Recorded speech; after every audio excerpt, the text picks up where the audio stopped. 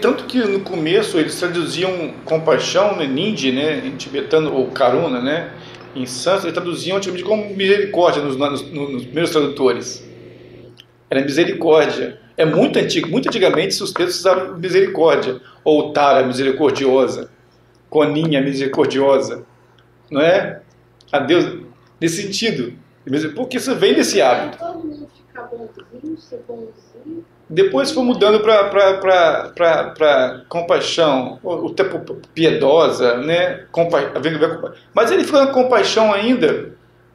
E aí tem aquelas discussões ridículas de semântica de palavras de compaixão, sabe? O que quer dizer compaixão? É semântica mesmo que fala isso?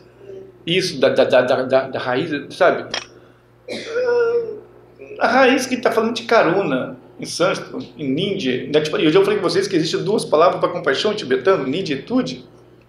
O que quer dizer? O que quer dizer essa compaixão? Né? Como você falou, existe uma visão, tem uma visão do Dharma de existir, por exemplo, uma coisa.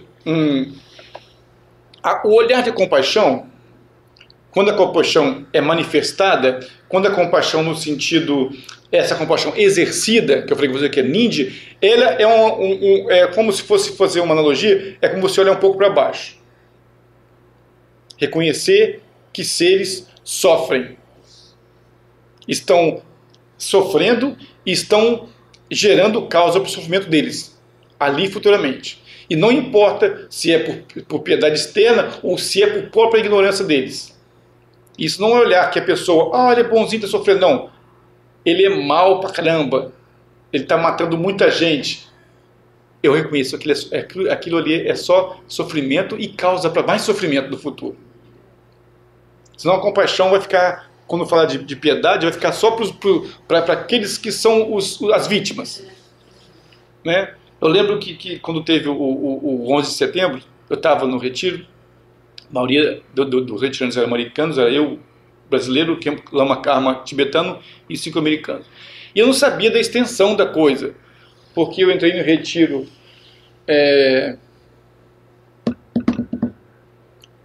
2000, novembro de 2000, começou, né, e foi novembro do outro ano, 2011. E meu inglês estava assim ainda, meu entendimento de inglês, e eu passei um tempo, quer ver, 4 meses... 3 meses, então 7 meses, novembro, dezembro, janeiro, fevereiro, março, abril, maio. Junho eu parei de falar, porque foi uma prática sem falar, entendeu? Aí foi 10 meses, junho, julho, agosto, setembro, outubro, novembro. Que aconteceu isso? Eu faltava 2 meses para parar de falar ainda, para voltar a falar. Né? A turma toda, né, do retiro, que era a prática que demandava na prática na época. E aí, eu não entendi a extensão, que falava colapso, as tuas colapsaram, não fala colapsaram em português, como é que fala mesmo? Desmoronar. Para mim que teve isso, só caiu um pedaço, arrebentou. Depois que eu vi o vídeo que desmontou tudo. E aí tá aquela coisa toda. E eu vendo aquilo, quando eu vendo aquilo, e do que aconteceu, que os aviões, o pessoal lá, e o pessoal começou a sair assim, em jornal, e sabe, chegava notícia de alguém, e o pessoal escrevendo no retiro onde falava, escrevia, sabe, e as pessoas mandando bilhetinhos pedidos de acender lamparinas para as vítimas, para as pessoas que morreram naquela tragédia, para as vítimas da tragédia, Eu pensei comigo, mas e os terroristas não são vítimas também? Essa nossa tipo de dualismo, sabe? Foca no bom e no mal. E aí ninguém pensou que quem talvez estaria em situação pior seriam eles. Quem está mais longe de um estado de felicidade e mais atolado no sofrimento é eles, para o futuro. Porque eles tiveram a intenção de matar. Né? Fizeram um ato, felizes da vida, e com ódio imenso, tudo isso com ódio, e teve resultado que foi milhares de pessoas. Qual o resultado kármico disso? O que aconteceu foi que o pessoal vaiou o Richard Gere, que teve um jantar lá com relação a isso dos bombeiros, e ele citou dessa forma, depois, eu vi isso depois, ele citou dessa forma, que deviam também, né? E ele foi vaiado e ficou com, sabe, porque ele falou sobre isso. E também tinham que pensar, fazer prece para os terroristas morrerem, mas ninguém pensa nisso, né? Então a compaixão também é ver não só o sofrimento, mas também a causa do sofrimento. O que levou aqueles terroristas a fazerem isso? Foram pura confusão, pura sofrimento, pura situação que não sabe o que culminou naquilo, nesse estado todo, e que culminou mais sofrimento mais para as pessoas. Você vê o Gartner Rinpoche ele falando, que é um lamadrico, um cádio grande, que ele foi melhor, que um dos que saíram falou que a melhor forma que ele realmente pôde praticar compaixão foi na prisão na China. Que realmente ele pôde praticar compaixão naquela época. Porque até então ele praticava era tudo fake. Entendeu? Então ele pôde realmente praticar compaixão naquela época, ele teve vivido ali o objeto de compaixão dele. Então compaixão, nesse sentido, ele é um olhar para baixo nesse sentido.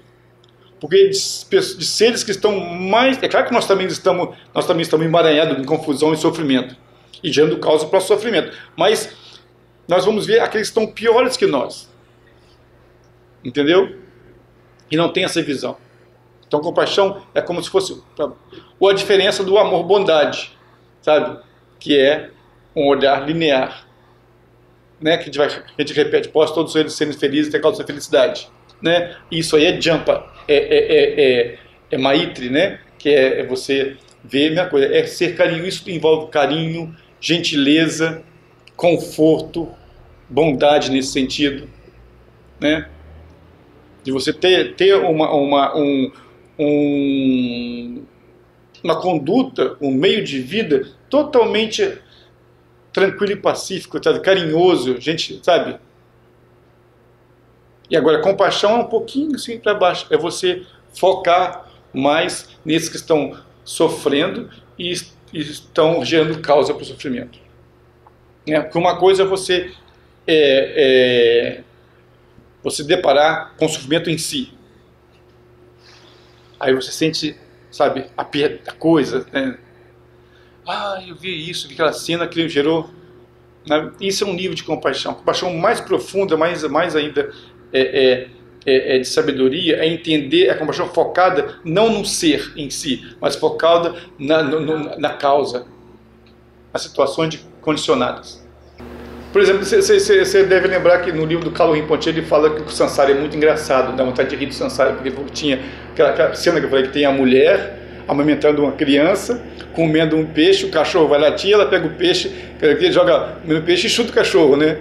Aí ele fala assim, poxa, e ele viu, com a visão, né, que o filho era o pior inimigo dela. Ela estava comendo o pai e chutando o marido. Uma coisa assim, entendeu? Que foram na vida passada, e passada foram o filho foi o pior inimigo que ela teve, ela estava amamentando ele, né? O pai que deu a vida para ela estava comendo, morrendo sobre um peixe, e o cachorro era o marido, a vida passada, o amante, o amor da vida passada, que estava tentando pegar, chutando o cachorro.